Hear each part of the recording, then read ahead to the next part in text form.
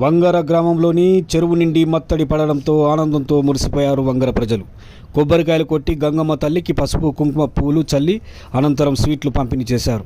ప్రజలంతా పాడి పంటలతో చల్లంగా ఉండాలని వేడుకున్నారు. ఈ కార్యక్రమంలో యూత్ కాంగ్రెస్ మాజీ అసెంబ్లీ అధ్యక్షులు గజ్జల రమేష్, సామాజిక సేవకురాలు కొడిపాముల సుహాసిని, ఒల్లాల రవి, రొడ్డ అజయ్, మేదర సదానందం, గద్దె ప్రవీణ్, రొడ్డ విజయ్, ధనుంజయ్, వల్లాల ఇందిరా, బత్తుల కవిత, మేడలత, రొడ్డ శారద, వేముల భాగ్య, తోక రాజమ్మ తదితరులు పాల్గొన్నారు.